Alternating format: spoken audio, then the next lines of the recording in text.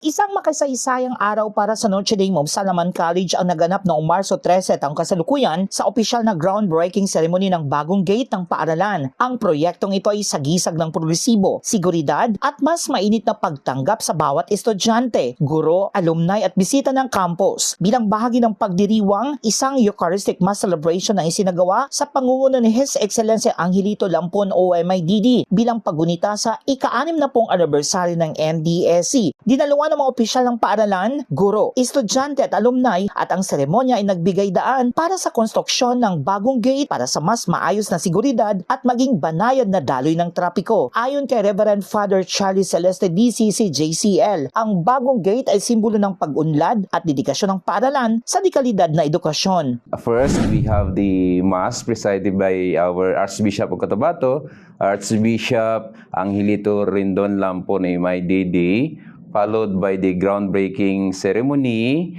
which would be the landmark of the 60th foundation anniversary of our institution.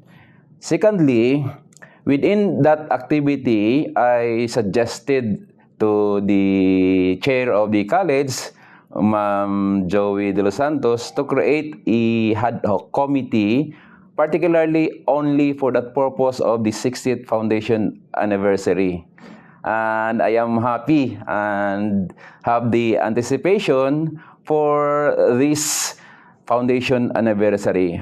Dagdag pa ni Father Celeste, That on the family day would be the alumni homecoming day. We will call it Grand Alumni Homecoming, which will be in the month of December. I also suggested that we will have a raffle draw. Parang nagkatuwaan nga. But I like the idea na magkaroon tayo ng raffle draw na ang first prize ay ang vehicle. It would be a race or Wego.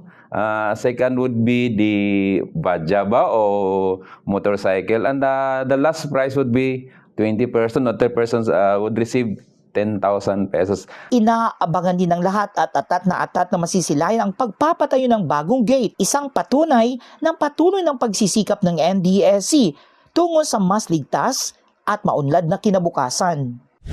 Dako ang kontribusyon ng Notre Dame of Salamanca College sa akon bilang isa ka tao or sa ka estudyante dati na kung saan madala ko gid siya sa paggawas diri sa Notre Dame of Salamanca College. So dako gid ang iyang na bulig sa akon kung ano man ako subong.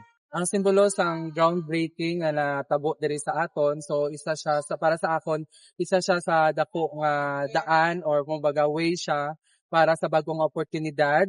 Pumasok ko dito sa Notre Dame of Salamanca College upang matuto and then lumabas na kung saan may malaking may contribution din sa labas na kung saan kung ano man yung natutunan ko dito sa Notre Dame of Salamanca College, so magagamit ko siya sa aking paglabas o kung saan man ako pupunta o tutungo. Ang groundbreaking na ito hindi lamang isang pagsisimula ng bagong istruktura, kundi isang mahalagang hakbang tungo sa mas ligtas at maunlad na hinaharap para sa Notre Dame of Salamanca College. Sa patuloy na pagsisikap ng paaralan, inaasahang magiging maayos ang seguridad at daloy ng mga estudyante, guro at bisita. In the heart of changing lives, ako po si Brigada Ian Alunay, 91.3 Brigada News FM, the Music and News Authority.